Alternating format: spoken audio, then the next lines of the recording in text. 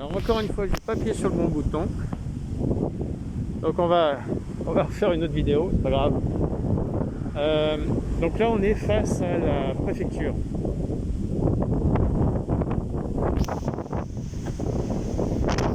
La préfecture où samedi ils ont réouvert le marché des remparts. Ça faisait longtemps qu'il était attendu.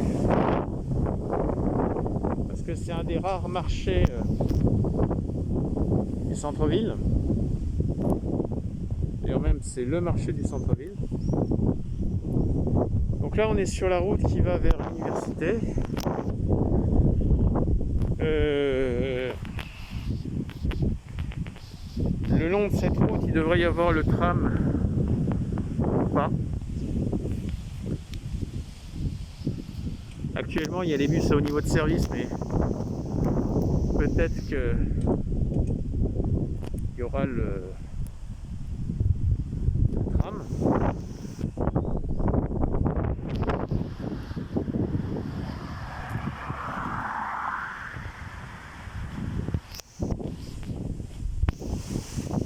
Alors, il y a des gens qui sont masqués, hein, mais c'est pas tout le monde. On va pas se raconter l'histoire. Mais il y a quand même quelques personnes qui sont masquées.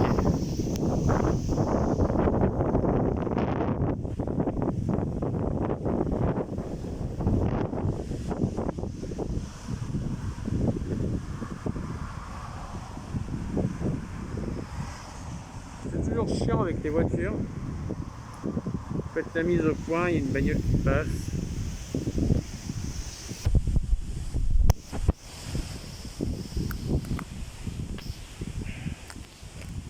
Alors par contre faire du jogging, faire du vélo avec un masque, je sais pas.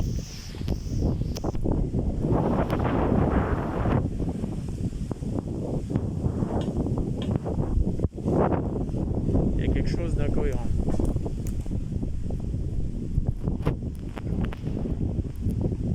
Donc là on a un jardin. Il y a la place de la cour d'honneur, qui est un parc, hein, c'est le jardin de la préfecture.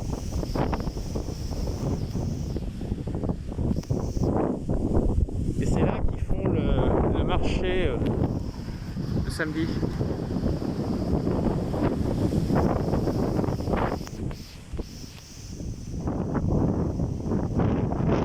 Alors pas à cette heure-ci, mais d'habitude d'ici 1 heure, c'est plein de monde.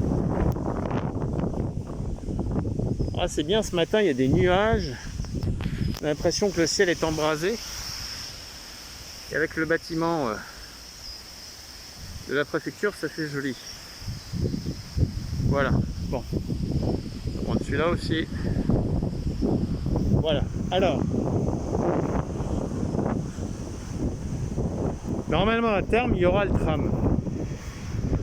Rien ne le garantit.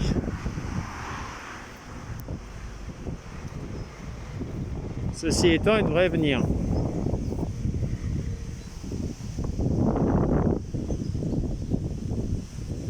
Mais la crise actuelle qu'on a économique risque quand même de rebattre pas mal de cartes dû à des contraintes économiques et financières.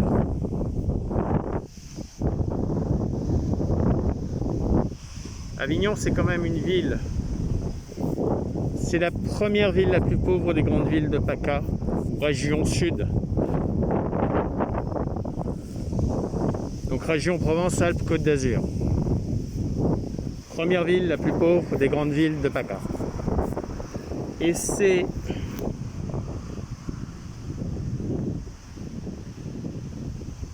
le premier département aussi le plus pauvre de PACA devant les départements de montagne. Donc on est fort. On est champion du monde. En partant du bas.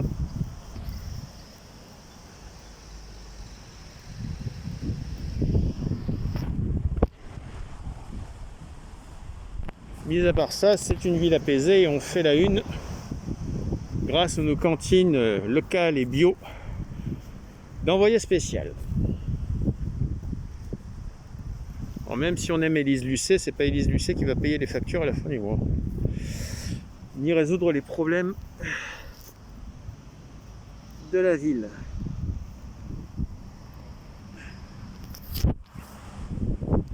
Désolé, mon sac est tombé. Il y a deux types d'habitants à Avignon, centre-ville. Il y a des gens qui sont propriétaires de leur logement. En général, maintenant, une population senior. Et sinon, c'est des gens comme moi, plutôt pauvres, qui habitent des logements précaires et avec une pression énorme du RNB. Le RNB, c'est une véritable merde. Une vraie saloperie.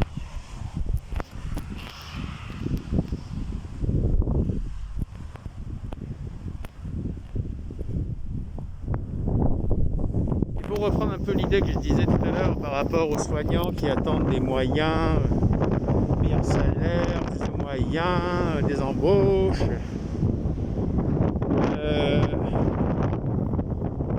Je crois que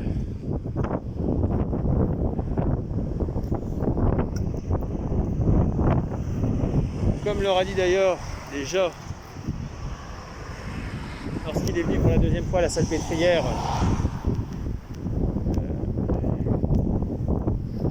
notre cher Manu, la médaille vous la prenez si vous voulez, et le quoi qu'il en coûte,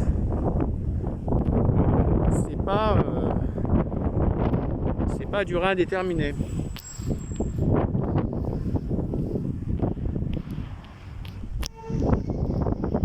En d'autres termes,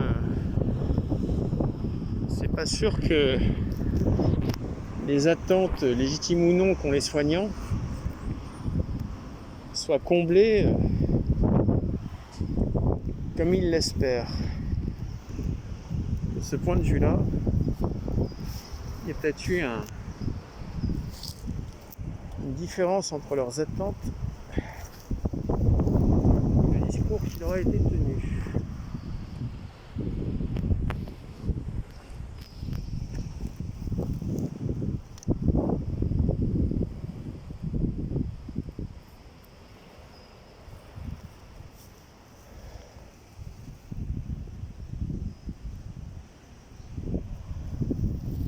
C'est des métiers qu'ils font par vocation. Or, depuis la loi Bachelot, la fameuse loi TEPA, la fameuse loi T2A, c'est-à-dire la tarification à l'activité,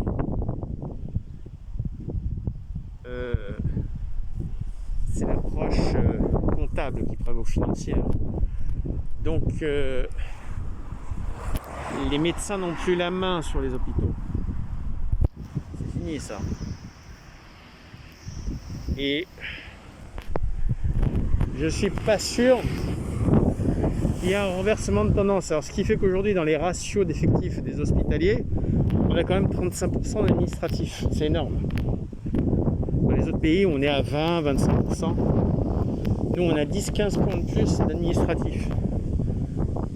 Et la vocation d'un hôpital, c'est de soigner. Alors, bien sûr, la médecine a un coût. Donc ce sera très intéressant de voir ce que ça va devenir. Alors ici, c'est intéressant parce que ça c'est l'université qui est fermée jusque voilà. Alors je vais essayer de prendre aussi les bâtiments. Voilà. Les bagnoles au centre. Je vais vous montrer. L'université restera fermée jusqu'à nouvel ordre. A priori jusqu'en septembre. Et ici donc on a d'anciens endroits où les gens venaient faire du bowling. Là au milieu notamment il y avait un bowling. Il y a autour des remparts 3 bars qui ont des concessions qui sont... En avant il y en avait 4. Maintenant il n'y en a plus que 3. Dont 2 qui étaient Porte Saint-Lazare, qui avaient des concessions de la mairie. Et il y avait plein de gens qui jouaient au boule ici. Et tout ce monde-là a disparu, si je puis dire. Donc c'est les pigeons qui les ont remplacés. Mais plus sérieusement, il y avait un bar avant au milieu, et il y a toujours un bar qui est là-bas, qui est resté dans son jus des années 80-70. Mais il n'y a plus les boulistes, c'est fini. Et de surcroît, alors là ils nous ont replanté quelques arbres, et voilà. Alors uniquement d'un côté, des deux côtés de l'allée il y avait des arbres. Alors là c'est là où il devrait y avoir le tram à terme. Mais il n'y a plus de boulistes. Il n'y a qu'une statue au milieu là, voilà. Voilà. C'est un endroit où il y avait beaucoup plus de circulation que ce qu'il y a maintenant, mais où il y avait une vie aussi. Et c'est ce sur quoi en fait je veux venir. Le tour des remparts avait une vie. Aujourd'hui les gens passent, les gens courent, les gens font leur jogging, les gens vont bosser, les gens font du vélo. Il y a Viadeo, enfin pas Viadeo, Uber Eats, et puis l'autre, je ne sais plus comment il s'appelle. Bon, enfin bref, ils roulent à toute berzingue, ils vont faire leur livraison. Il n'y a plus de vie. Donc, ce sont des phénomènes qui sont irréversibles. C'est très facile de détruire, c'est difficile de ramener. Là, on a le dernier bar qui est resté dans son jus, où a été tournée des scènes d'une série sur France Télévisions qui s'appelle Meurtre A, et en l'occurrence là c'était un meurtre à Avignon. Donc là on va aller vers les bords du Rhône,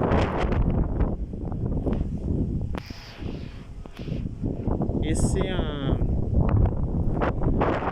un endroit, ce bar, qui est vraiment resté dans son jus. Alors avant, autour en plus il y avait des arbres, là à côté du feu et des voitures, là où il y a le mur. Alors c'est un mur d'enceinte des remparts. Il y avait un bar, il y avait de la vie. Tous les arbres ont été coupés. Alors ça c'est une boîte à lettres avec Jean Villard. Donc là ils sont en train de refaire la tour, donc c'est pour ça qu'ils ont barré les routes. Donc là voilà, on va quitter le tour des remparts côté ville, on va retourner côté fleuve. Donc là vous voyez, il y a un vestige d'un rempart de l'époque.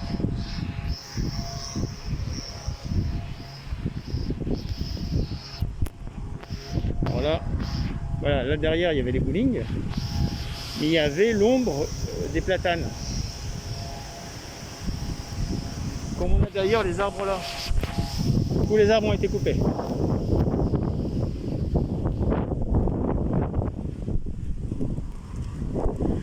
On va rester encore quelques minutes ensemble et après je vais couper. Là on a la commande des eaux qui circulent en centre-ville. On a des canals qui passent sous Avignon. Là vous avez l'accès au bord du Rhône, voie rapide vers Carpentras, Lyon et le parking des Italiens.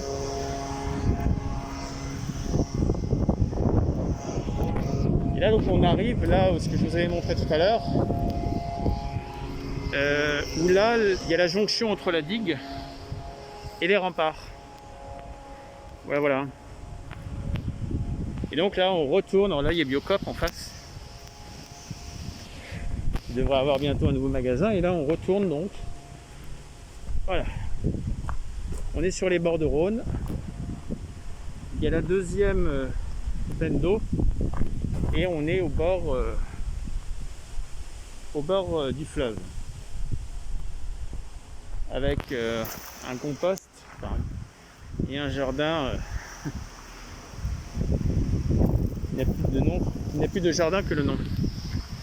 Voilà, donc là, ça c'est une partie aussi qui est anciennement aménagée en parc, enfin promenade.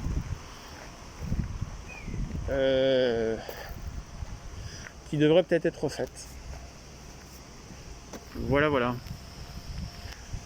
Donc pour ma part, je pense qu'on a fait quelques temps ensemble en vidéo, c'est déjà bien. On va pas être trop gourmand non plus, parce que de toute manière après je vais longer la circulation des voitures et ce sera impossible de s'entendre. Donc on va s'arrêter là tout simplement. Voilà, j'espère que cette visite vous aura intéressé si vous êtes allé jusqu'au bout. Et puis si cet été vous savez pas quoi faire, venez à Avignon. On aura toujours de la place pour vous accueillir.